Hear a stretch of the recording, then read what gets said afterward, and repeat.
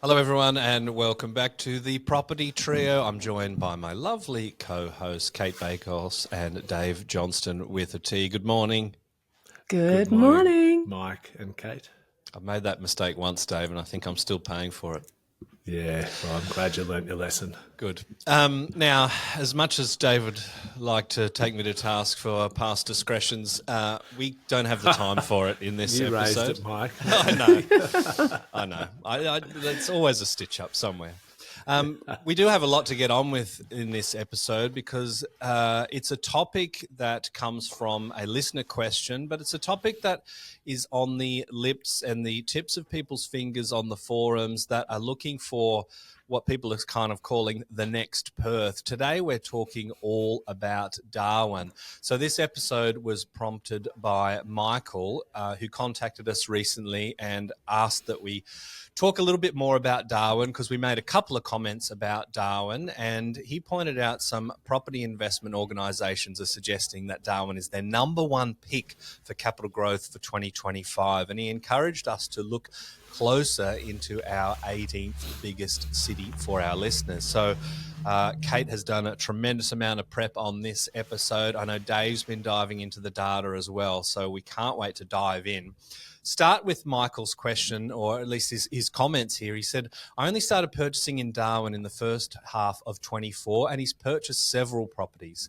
He's since found that almost impossible to buy over the last quarter with massive interest from investors and buyers agents. He says he has strong relationships with his property managers who are the number one in Darwin, and they've told him some very interesting things which we'll call some on-the-ground insights. He said for the last 5 years, 90% of their sales were owner-occupiers, but in the last 3 months, the majority of sales have been to investors. So there's a big turnaround there. He said that buyers agents are absolutely running riot in Darwin.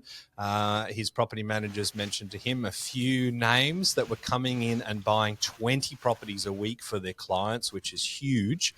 He said the majority of properties are now selling off market instantly to these BA groups. He said investor loans to Northern Territory show a dramatic increase versus norms, and that the market has probably already moved 10 to 15% in the last quarter, but it's not showing up in the data yet with all the off-market sales. He also thinks that Darwin will be number one in 2025 this year. So before we get into the nitty-gritty on Darwin, Cate, what are your thoughts on Michael's points and specifically that buyer agent activity and whether that could really drive a resurgence of the Darwin market? Oh, this is a good one, Mike. And there's actually quite a few points to make here. First and foremost, when this came through, we were still sitting on Feb data. So, Michael's insights are absolutely spot on in terms of the data translating. We've talked about data lag before, and this is a classic example because when we first received this, I quickly referenced our CoreLogic data, and it was showing that for the month of Feb, Darwin had underperformed at minus 0.1. I thought, okay, well, where there's smoke, there's fire. Let's see what happens next month. And the following month, we had 1% growth, which was massive for 1 month, and it was a very strong turnaround. And I remember saying, one data point doesn't make a trend line. Let's see what we get next month. Anyway, this month we've got 1.1. And interestingly, the median house price, it hasn't really shifted the needle all that much, and we'll delve into that. It's still the cheapest median value of all of the capital cities. But Michael was spot on. We've had a very quick turnaround, and Darwin's been the star performer for 2 months in a row. What he said that ran a bit of a shiver up my spine was the comment about investor-led and also buyers agents and off markets. And we all know that there's data out there that a lot of the large, very scaled businesses are buying. And I'm not suggesting that the data's not great or it's not picking out growth drivers, but when there's really strong data to support one particular location will do well, you do tend to find that these large-scaled businesses jump onto it like a seagull to a chip. And is it sustainable is my first question. And when it's investor-led and they're competing with each other, is that responsible for moving the dial? Now, if it was a really big capital city with loads and loads of transactions, I would argue that investor-led interest doesn't necessarily influence market growth. But when it's a smaller city, I'm always concerned. And we've talked about this before. So, we can see in the data that it's turned a corner for 2 months, but my question remains, what's driving it? And we also can't ignore the fact that it's been a very, very long winter for Darwin. It's having a great run, but we're still talking about 2 data points right now, and we have to admit that it's been such a huge wait for Darwin to turn this corner. It's 11 years to be exact. So when we look at how long ago Darwin had its peak, it was in May 2014. And over the past 10 years, its long-term growth has been negative growth, slightly, but it's negative all the same. So they're key concerns for me. In fairness to Darwin, though, over the last 5 years, it's outperformed Melbourne.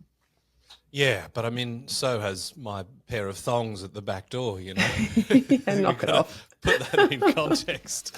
Vintage. So Cate, given and just to preface, when we're talking about the data, we've just got hot off the press the April literally this data, morning, right? Yeah, absolutely. Yeah. So do you feel like the ship has kind of already sailed? I mean, it does sort of seem like there's a lot of heat in the market already, or now are we going to see an extra influx of people because they're looking at the CoreLogic data and going, okay, well, we're not just green shoots now. This is a market that is posting serious numbers. It's a great question. I think that the lasting impression and that the pain that Darwin suffered is something that astute investors will still weigh up. So my message is, I don't think 2 data points make a trend line. I think people are going to watch and wait, though. And I think if Darwin does this for, another month or 2, it can anticipate that investor activity will be really strong. And the price points are really attractive. A median value in the 5s will attract a lot of investors, Mike. Mm. Of course, 2 data points don't make a trend line, as you say, but let's unpack, let's move away from the anecdotal, from what Michael's talking about, from what CoreLogic are printing. What does Darwin look like to you when you look at the other data like investor lending? Well, there's a really good, I'll pop all of these in the show notes, but when we look at investor lending, and unfortunately, this data has big lag, as Dave will let us know. We're still looking at December 24 data. But even then, you could see that Northern Territory had a bit of an overrepresentation of investor activity. At 37.8, the national average is 37.2. So it's only slight, but nevertheless, considering it's done so badly, that was an uptick as at last year. I'll be really interested to see what the next quarter looks like. Victoria. Tell a story, isn't it? Yeah, it absolutely will. But the 10-year average is the measure to look at, and when we consider that one, it's down around. And there's not a marker on this chart, so if I sound like I'm winging it, I'm just trying to work out the scale of it. It looks like it's around 22-23% as a 10-year average for Northern Territory. However, at the moment, as at late last year, it's tracking at 37.8. So yeah, clearly something's going on and has been going on for a little bit of time with investors. And it could just be that they're looking at the value proposition. It could be that the lower price points are more attractive with interest rates being where they're sitting, or it could be that data has had buyer's agent firms, big scaled firms, dashing for Darwin for a little while now. So that's my observation with the lending information. Yeah, awesome. I'm going to park you on the bench for a second, Cate, and move over to Dave. I tell you what, I love hosting this show because it's like running the 4x100, and I'm the sort of the token guy who can't run, and you're the 2 super fast Jamaicans. Dave, I'm passing the baton on to you. As we can see in the data, Darwin is still the cheapest capital city in the nation.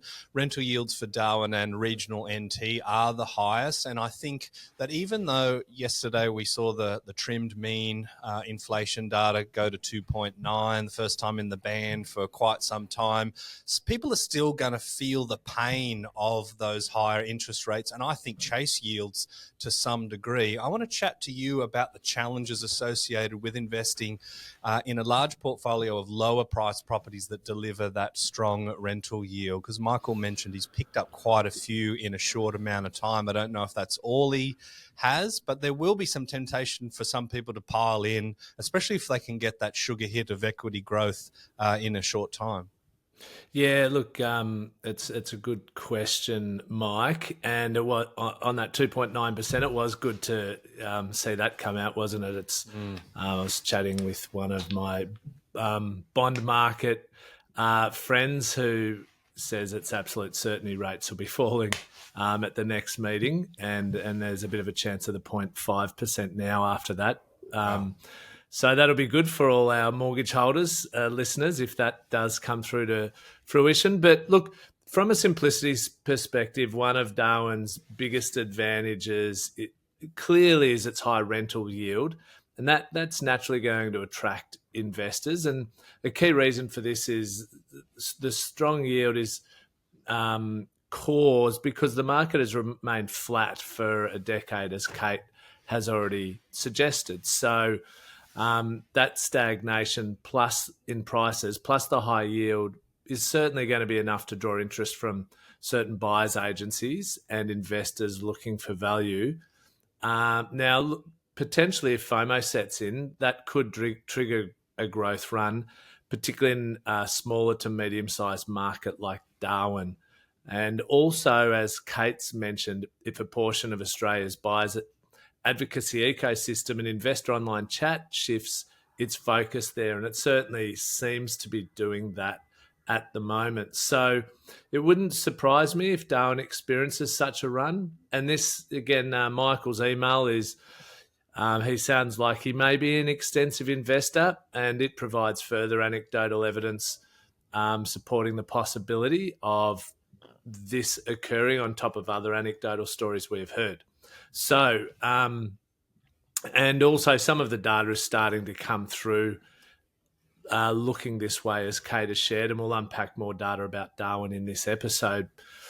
With, I guess, some of the BA groups that I've observed over the journey that actively seek out markets based on yield, in my experience, often, and not saying always, but often this approach can lead to questionable long-term outcomes.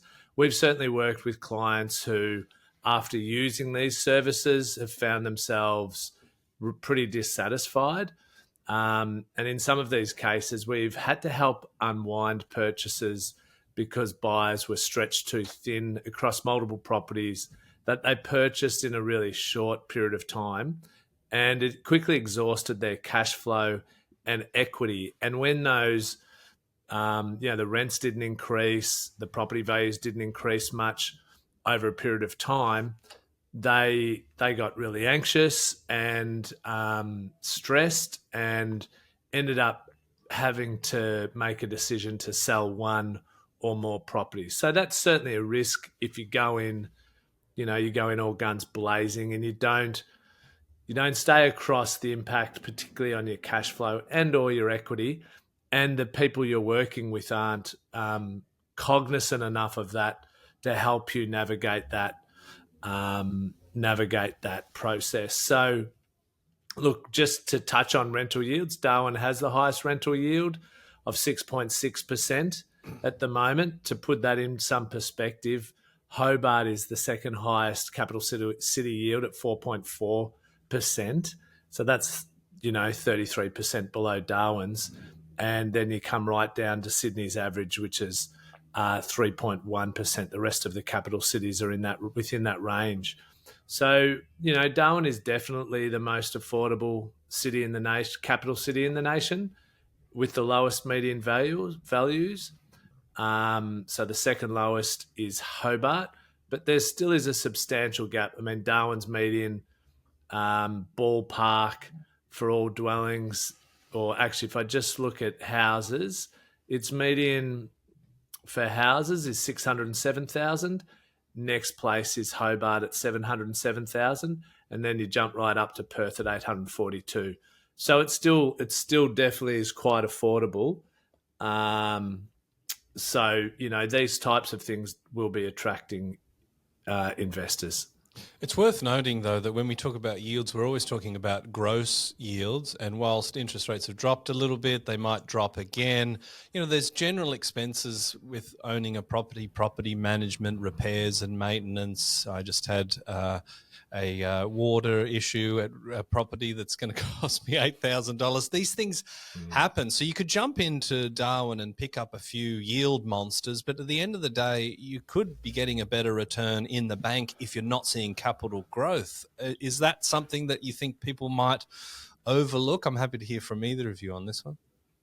Yeah, I think it's easy for us to say, look at Darwin right now. It's a perfect trifecta, and on paper it is. It's got the lowest entry level cost. It's got the highest yields, and it's delivering the highest growth. I mean, it's a pretty cool unicorn if you ask me. But the point is, how sustainable is that growth? Because if you've got two of those things and not the growth, and you're mimicking what's happened over the last 11 years, that's not a happy story.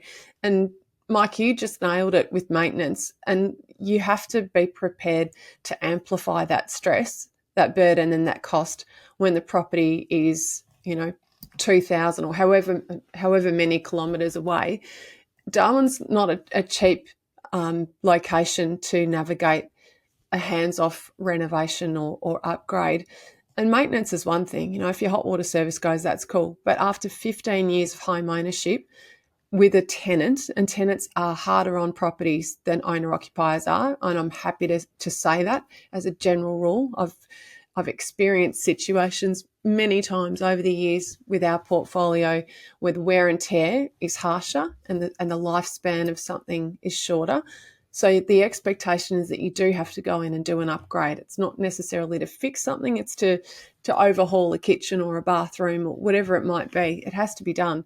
So if this is a long-term play and you've got a property at the other end of the continent, you have to anticipate that your kitchen reno or your roof replacement is going to cost a lot more up there to do it remotely than it will here. You've got a trade shortage, you've got the tyranny of distance, and you'll probably want to be hands-on or at least see the quality of the work if you are managing this stuff. So I think it's important to not gloss over that when you're talking about borderless investing, because I speak from experience, it's one of the pain points.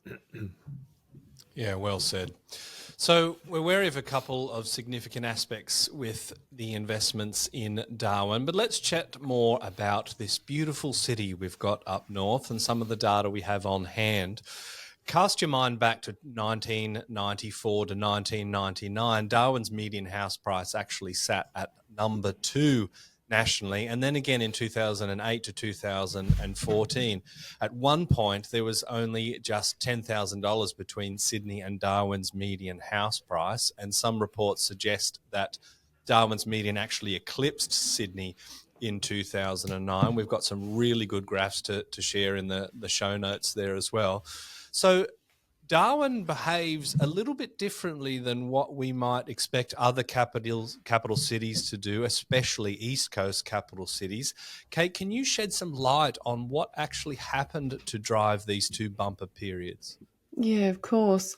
It's all about mining boom. So the period leading up to 2009 saw a significant mining boom nationally. Particularly in Western Australia and Northern Territory, though, and this boom led to high demand for housing and infrastructure in these regions. The mining boom, as it began to wane, the demand for housing in Darwin started to decline, leading to this decrease in values that we've seen in the data. And, at the end of the mining boom, there was a broader economic impact on the entirety of the Northern Territory, leading to job losses and a decline in economic activity. So, it was a serious driver here of value declines and, a change in economic circumstances for Darwin. And we know people that will not purchase in places like Perth because they don't believe there's enough diversification in the economy, despite even recognising that prices are to grow. And Darwin seems a bit like Perth on steroids to me. We've been quoting the CoreLogic 30 years of house price growth in the last few episodes. And CoreLogic said this about Darwin. They said Darwin housing data has a shorter historical series than other regions, which is why the analysis only extends back 20 years. But over that time frame, Darwin housing values have increased by 95%, equating to an annual growth rate of 3.4%, which is the lowest 20-year growth rate across the capital cities. The relatively weak 20-year growth rate comes despite Darwin recording the highest gain in housing values between 2002 and 2012 at 106%. However, a large part of the most recent decade has been weak, with housing values remaining minus 4.9% below 2012 levels by July 2022. House and unit values have recorded a similar performance over the past 20 years at 98% and 96% growth respectively. However, the figures disguise a significant difference between the decades. Unit values surged 134% higher between 2002 and 2012, but fell by minus 16% over the most recent decade. House values were up 93% and 2.4% over the 2 decades respectively. A lot to unpack in that, and a lot of things that people might be listening to thinking, oh gosh, okay, do I have the stomach to live with that sort of growth level for a 10-year period? Cate, let's dive into this a little bit more. We have a population count, population growth, unemployment, and employment sectors to look more closely at. Can you kick us off with the population data for Darwin? Yeah, it's the smallest of our capital cities in terms of population, and it's, with just over 150,000 inhabitants, it's smaller than Cairns, Townsville, Newcastle and Toowoomba, just to name a few. Yeah, and that makes it a relatively unique capital city. Dave, you've got a little bit more meat on the bones for population. You've drilled a little bit deeper. What insights have you found? Yeah, so Anne-Marie and I have done somewhat of a deep dive on each of these areas and looked at a number of different elements of the economic drivers of Darwin. So with population, here are a few fun facts about the fine city of Darwin. So Darwin is the smallest of our capital cities in terms of population, with just over 150,000 inhabitants. It's actually about the 17th largest city in Australia, according to the Australian Bureau of Statistics. And as Cate has mentioned, it's smaller than a lot of what we would understand to be regional cities around the country, and Geelong's another one that it's smaller than. It's not very big, basically. So in other words, it should be viewed as a mid-size regional centre rather than a capital city, really. It's also why CoreLogic, often when they're quoting capital city numbers and group them together, they only include the big 5 capital cities of Sydney, Melbourne, Brisbane, Perth and Adelaide. They often leave out Hobart and Darwin. So that's a very interesting point. Yeah, so that's something for our listeners to be conscious of. They also leave out Canberra as well. So Darwin, look, interestingly, Darwin's had the highest rate of population growth as a percentage of all the capital cities over the last 50 years. So that's about 1971 to 2021. But we've got to be mindful this comes off a tiny base. So it's only a jump of 109,000 people to about 150,000 people, which is hardly a stampede. So, clearly prices have gone backwards for the last decade. So there's population growth hasn't had a huge positive impact on capital growth, has it? So Darwin, it makes up about 3/5 or 60% of the overall population of the Northern Territory. And it's worth noting that the data from the ABS between June 2023 to June 2024 regarding population change has Darwin now having the second lowest population growth of all the capital cities. So 0.9% of population growth. So by comparison, Perth's population growth has been number one over that period at 3.1%, and Melbourne and Brisbane were number two at 2.7%. The lowest was actually Hobart at 0.4%. So just to sum up on population, in recent times, it's actually started to slow down. And both the federal and state governments are conscious of the impact on the Northern Territory and Darwin economy of this slowdown, and property prices have probably been a bit of a function of that. It's also been an issue with the economy. And so that'll feed into some other stuff that we'll talk about soon regarding Darwin. Yeah, look, the big kind of asterisk for me over Darwin is the labour market. And while unemployment is relatively stable, if we look from, say, 2016 to now, taking out the COVID little blip there, employment growth has recently dipped to just below 0%. It seems relatively cyclic, but volatility is a real concern. And I think that kind of speaks to the projects that are going on up there. There are quite a few data points sitting below 0% over the last 10 years. Dave, what can you tell us about unemployment and wages in Darwin and Northern Territory? Yeah, so look, I think you hit on a really important word when you're talking about Darwin, which is volatility. Whether it's property prices, whether it's population growth, whether it's employment, it does tend to be reasonably volatile. In terms of employment, there are certainly, there's been challenges in the labour market. While unemployment was relatively stable between 2016 until recently, excluding COVID, the employment growth, as you just said, recently dropped or dipped to just below 0%. So it does have this cyclical nature, but volatility is a concern. And there are quite a few data points sitting below 0% growth over the last 10 years. In terms of over the year to February 2025, the employment and participation rate declined in Darwin, according to the Department of Treasury and Finance and the Australian Bureau of Statistics.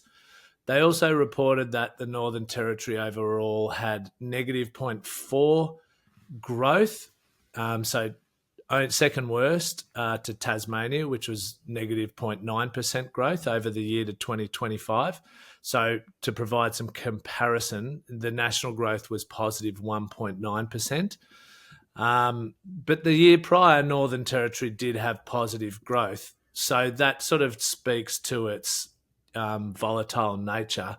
The Northern Territory government suggests that since May 22, employment growth has been mostly positive, but looking at the regional labour market indicators graph for employment, and we'll send over a bunch of graphs and tables that we've collated for Cate to put into the show notes for our listeners. This graph, which is provided by the Department of Treasury and Finance, tells a story that employment growth has been declining since around mid-2024. If we look a bit deeper, prior to May 2022, going back to 2015, there are significant periods spent in negative growth, and that was particularly from 2016 to 2020. So again, if you get in, it goes up and down. It has had a bumpy period, and it's been reasonably weak recently. So that's a concern for if you're looking to invest in Darwin. But look, its actual unemployment rate is not too bad at the moment. Its current unemployment is at 3.3%, which is under the national average. So there's some factors with regards to employment and unemployment. Yeah, it's not as bad as I originally would have suspected. But let's talk about the powerhouse of resources and what normally comes out of Darwin and its contribution to our gross domestic product. Where does Darwin kind of rank in what it does for our country? Yeah, with regards to GDP, it contributes 0.5% of Australia's GDP. So that's estimated at about 13.4 billion, as reported by RemPlan, which is an Australian company specialising in providing area-specific data analysis and insight. So if we look at Darwin's population in 2024, according to the ABS, it probably slightly underperforms relative to its size. So that's a ratio of 0.51% to 0.56%. So yeah, so it probably its economic output is slightly below where you would like it to be a powerhouse. Yeah. There's been a fair bit of money tipped in to that part of the country in terms of stimulus and funding some significant projects. What can you point to in that arena, Dave? Yeah, this is sort of where the big story lies for me with Darwin and why it might be about to, one of the key reasons it might be about to go on a run. So it gets quite interesting here. So in the recent 25-26 federal budget, the Northern Territory had the largest funding to population ratio by a long way compared to all the other states. So this clearly puts the state at a relative advantage. So its ratio is 0.93 versus all the other states sat at between only 0.22 to 0.35. So in other words, per member of population, the Northern Territory, and most of the Northern Territory is populated in Darwin, receives 3 to 4 times as much funding as any other state. That's massive. Yeah. Dave, have you got any data just to compare on Townsville with that measure? I don't. That would be good to measure, wouldn't it? To compare. It would, because that's had colossal growth and it's a larger population base. But yeah, I was just wondering, and it would be great to. I'll look into that, and we'll shed light on that next time we get together. It's harder because like Darwin is kind of the super city on a very less populous state than say Townsville, that's not a capital city of Queensland, that's super populous. But if we could get that data, it'd be interesting. Yeah, I actually think that could be an app for us to delve into across lots of cities, the ratio of investment per capita. Yeah. So I feel like Darwin's and Northern Territory have started to come on the radar. So in terms of federally investing in the city and state, just before I touch on some of the things they're doing there to drive economic activity, one thing to note that probably has held Darwin back as well is it has the highest percentage of the population in the public service other than Canberra. So it's up at almost 30% of its population in the public service, whereas all other states sit between about 15 to 21%. Yeah. So there's a smaller percentage of the population driving economic growth through business and income and creating new jobs. On that note, social services and socially provided incomes, I wonder what that looks like there as well. Yeah, I'd say it's probably been higher. So I think some of the reasons why the federal government have provided so much investment into the Northern Territory just recently is I think Darwin's now, they're realising, is a really important strategic location for national security, given the proximity to Asia. And this means it is a hub for defence operations. With it also is a strategic location for key global shipping lanes. So the federal government's actively working to diversify the Northern Territory economy, which has traditionally been reliant, as we've talked about, on mining and natural resources. So just like to give you an insight into some of the areas where the government's spending this money. So beyond, it has a significant investment in the Northern Territory Remote Aboriginal Investment Program. But then if we look at the infrastructure, there's the Defence Infrastructure Plan, which includes projects in Darwin to support defence personnel and strengthen Australia's defence capacity. We know there's a there's a lot of US troops stationed in the Northern Territory. The Charles Darwin University campus has just had $97 million from the federal budget. The Darwin ship lift, which is $215 million from the federal budget. The Darwin port expansion also is just part of getting money from the federal budget. Now, this is the well-known port that's leased to the Chinese company Landbridge, I think their name might be, for the 99 years that both major parties have just said they will take back after the election. There's also projects such as the Stewart Highway duplication and other roads and transport upgrades. And then there's $12 million for tourism infrastructure as well. So, yeah, it does seem like there's a lot of money starting to head towards Darwin and Northern Territory. And I think it will be a critical location internationally for the next little while, as we have our biggest security partner at loggerheads with our biggest trading partner. So it'll be an interesting part of the world. But yeah, lots of money tipped in. But Cate, we talked about social services, but if I'm a Darwinite local, where am I most likely to earn my income from? Yeah, well, Darwin's largest employment sector is public administration and safety. Interesting. Healthcare and social assistance, construction, accommodation and food services, education and training, tourism, and agriculture.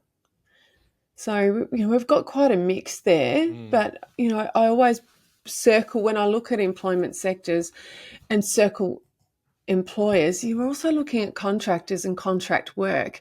And something that I did delve into was the difference between Darwin and the rest of Australia when it comes to how many properties are rented, which is usually, it's not the only signal, but it's a strong sign of contract work or people being prepared to work in Darwin but not wanting to buy a home there. And, it's a very high level compared to the Australian rate. Darwin sits at 46% compared to 28.7% for the rest of Australia. That is meaningful. It's a compelling piece of evidence. And so while I look at investors driving the market and the concerns that I've got there and all of these big buyers agents getting in, there's clearly a need for housing to be provided by investors, because there's obviously a real need for it with a figure like that.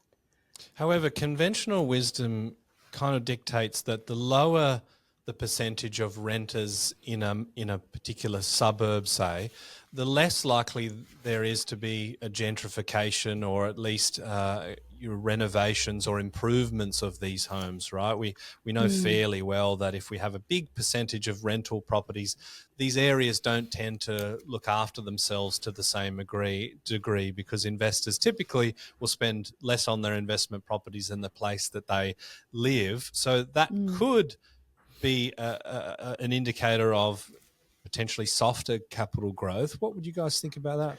I think you make a really good point about gentrification being slower when an area has a higher proportion of renters, unless a landlord's getting active with improving their property and capitalising on the opportunity to grow their equity. And you'll see that in local markets.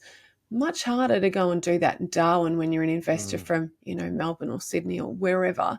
It's a really good point, Mike. So we're delving into this to work out whether Darwin has long-term growth potential, whether there's a short-term massive boost potential, and whether it's sustainable, whether it's for everyone. We're not necessarily saying that it's good or bad. We're wanting to really shed light on all of the aspects, and I think that's a really good point to make.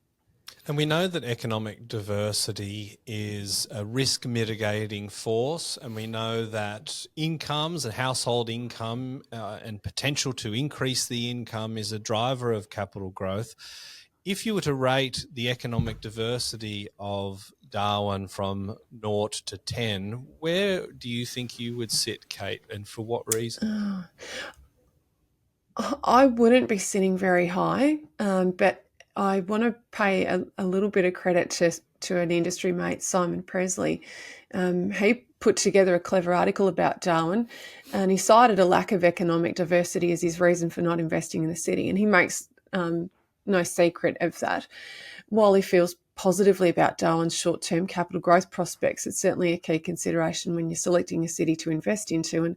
And Simon points out that 30% of Northern Territory's total revenue comes from mining.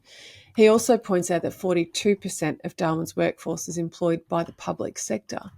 Now, when comparing that to other capital cities, they're big figures. Another investing point in his research related to home ownership, and only 65% of Darwin households own their own home, which is a little bit different to the data that I've delved into, but as we know, data varies a little bit. Being a significant FIFO hub and also home to a higher proportion of contract and temporary work, as opposed to permanent employment, was a key concern of his, and that's a concern of mine. Dave, I wanted to ask you. I'd rate it a 6 out of 10 if you wanted me to answer that one. Kate, you said not very high. I mean, is this I'm another thinking one of three. those? Yeah, okay. I'm pinning you down. Dave, you're a Canberra sympathiser, and Canberra is famous for the public service. When we're looking at, say, the federal election, which is happening right now. In fact, I don't know exactly when this is coming out. It's probably after the voting cutoff. But we've got Mr. Dutton, who's kind of was modelling himself on Trump to some degree, and then the tariff thing, he sort of distanced himself. But Trump has obviously come in and slashed the public service. I think we do have a bit of an issue with the Australian economy and funding a lot of these election promises. And with 42% of Darwinians being in the public sector, that sort of speaks to a little bit of a risk to me, and also a risk in the Canberra market if we are seeing cuts to our public service, especially typically it would be more likely to happen under a Liberal government. I haven't seen the latest polls, That's but right. it looks Yeah. unlikely. Yeah, it But does. what are your thoughts on that little X factor? Yeah, look, I think that's a risk to an economy, and it's also why you can get a bit more volatility in Canberra. And like Canberrans on the ground sort of know that if they think a Liberal government is coming in, people start to sell properties because they expect property job cuts. And, it's about 60% of the workforce in Canberra, and they expect property values to drop. So... But in terms of the economic diversity, yeah, it's definitely a risk. I mean, the numbers we got didn't have it quite as high as Simon's numbers. It had it sort of low 30%, I think I just mentioned before, but it's still high, right? Whatever, yeah, it's still very high. Yeah. It's still much higher than every other city and state, other than Canberra, so I think that's absolutely, that's a risk. I think its lack of population growth recently is also a risk because, unlike a lot of the capital cities and problems with property in Australia, supply isn't necessarily a problem in Darwin. Right. And I want to dive into supply and demand in Darwin. Obviously, there's a little bit more to it than just that. But let's have a look at the recent data on listing activity and the relationship between the listing numbers and capital growth. Are there any insights for Darwin that you can discern from those data points? Yeah, look, there is. That's another data point that's pointing positively towards Darwin property growth. So we've talked about a number of times over the history of this podcast about how commonly there's a correlation between lower listings and price growth. So in the last 4-week period that we have access to, which was the 3rd of Feb to the 2nd of March, new listings were down by 12.4% from the year before, and total listings were down 34% from 12 months before. So, that's certainly has the potential to push up prices. That you've got to ask then, okay, why are the listings down? And maybe, Darwinians and investors there are holding off because they expect some price growth now. So they're holding off selling until they can make a profit because prices have been so flat for so long.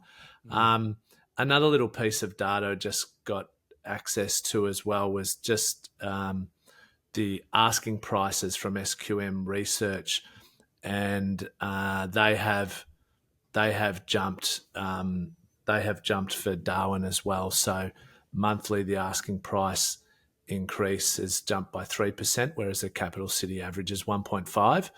And annually, it's jumped by 14.2% with the capital city average of 7.2%. So there are definitely some data points that are pointing positively towards Darwin. Darwin is just full of surprises, isn't it? And one extra surprise to throw into the mix when we look at Q4 last year, first home buyer activity lending as a percentage of all lending is actually highest in the Northern Territory. Cate, I'm going to need some help on this one. What are you seeing there? Well, unlike Victoria, which is the second highest, Victoria's first home buyers have had an easier time because investors left Victoria alone for quite a while. And remember, we're talking about last year. Northern Territory, we can't say the same thing about because their first home buyers have been competing with investors. So clearly there's opportunity there. And I looked into this. Lower price points. There's also some incentives there that we need to circle in on. Homegrown Territory Grant. So in Darwin, first home buyers can access this grant, offering up to $50,000 for new homes and $10,000 for established homes with no cap on build or purchase price. So that's a neat little, as you'd call it, Easter egg, Mike. That's a cool present. And Dave and I both know what that does to buyer decision-making and activity. Also, there's no exemptions or concessions on stamp duty, so we do need to point that out. The 500K purchase, though, attracts a total of $24,273 in stamp duty and fees. So, from a stamp duty point of view, they're attracting similar surcharges, but those grants, they would speak.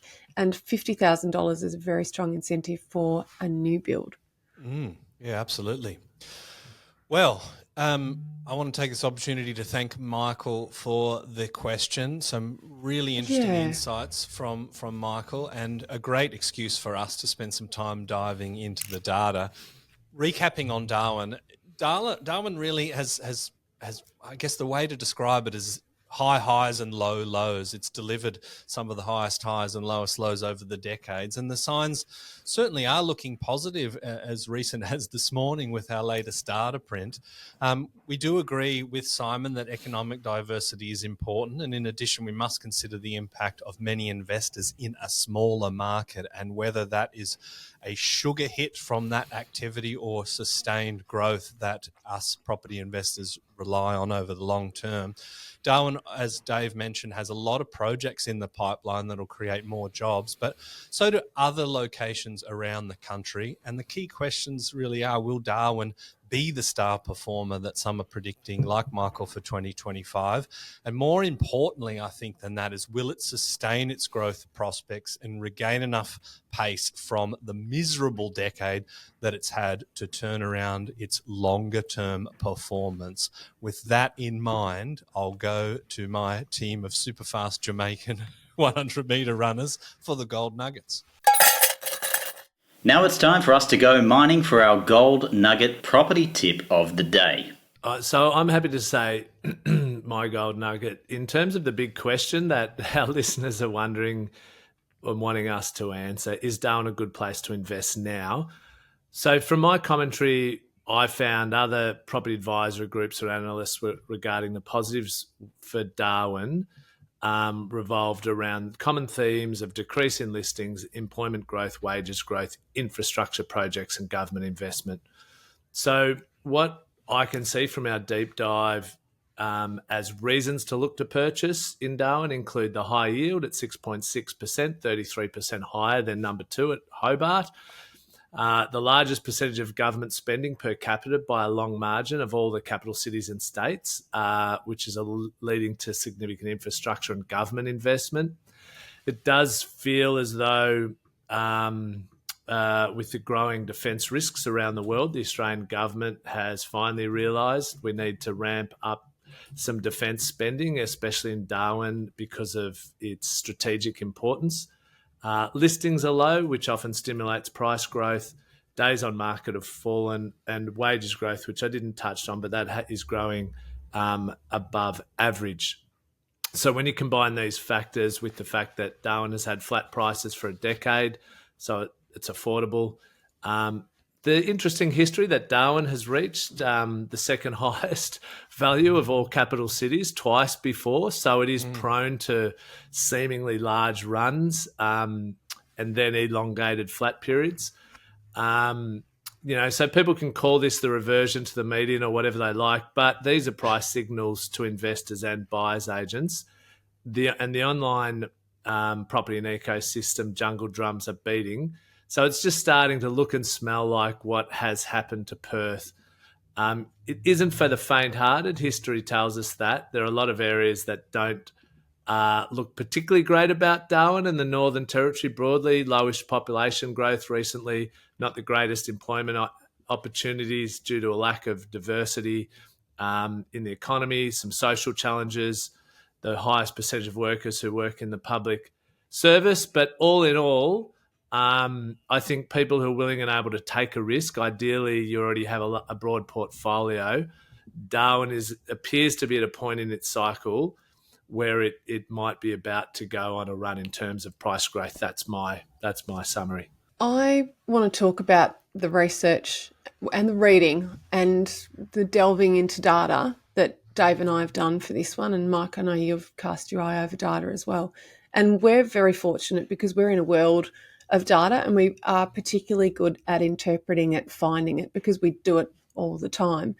But I spent 11 hours putting these show notes together, and then Dave spent further hours, and we've scratched the surface. Well, we'd like to think we've done a massive 6 to 8, something like that. Yeah, there we go. So we've almost, and with you, Mike, we've put together three minds that enjoy data and understand where to find property data. We've put 20 hours into this, and I still think it needs work to determine whether I would want to go into Darwin or take a client to Darwin, hypothetically.